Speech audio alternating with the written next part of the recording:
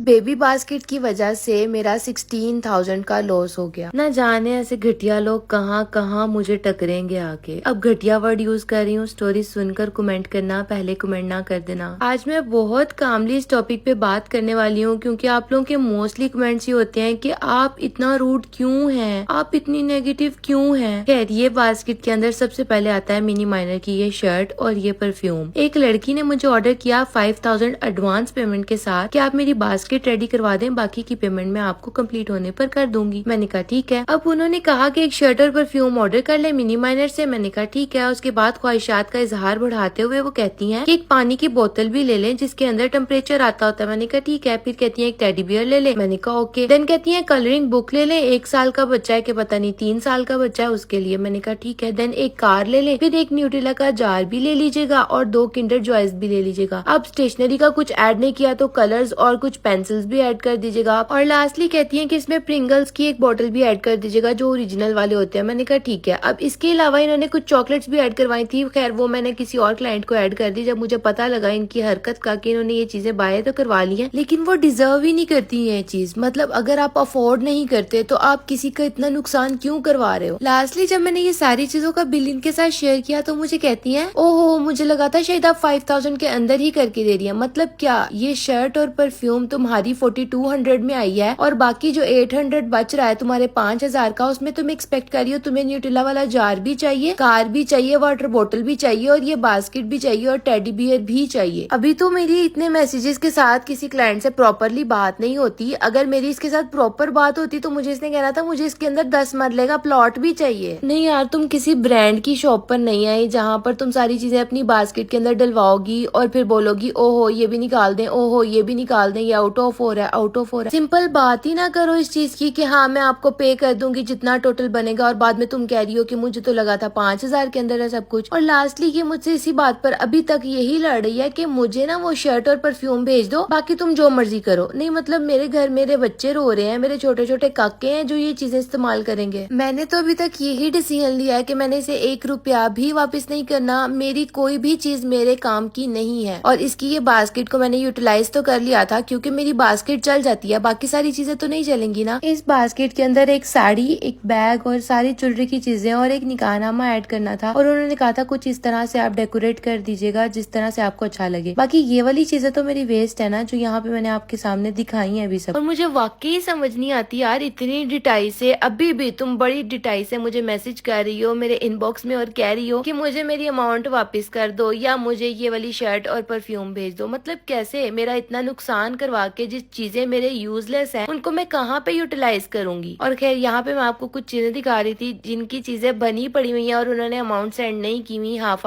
तो ये यहीं पर पड़ी रहेंगी बेटा, कहीं नहीं जाएंगी अगर आप हाफ पेमेंट रिटर्न नहीं करोगे। फिर यहाँ पर जी कुछ पार्सल्स पैक हुए थे, ये कुछ रिटर्न आए हुए थे। अब एडवांस पेमेंट करवाने के बाद भी लोग रिटर्न भेज देते हैं और यहाँ पर ये पड़े हुए आपके सामने सबूत है। और जो बहुत प्यार करने वाले फॉलोअर्स है ना वो कमेंट तो करेंगे, थैंक यू सो मच उनके लिए, लेकिन कुछ नेगेटिव लोग ऐसे होंगे जो उस लड़की का साथ देंगे क्योंकि उनकी नीच सोच उस लड़की से ही मैच करती है। और आज का व्लॉग इतना था। आज के लिए अल्लाह हाफिज।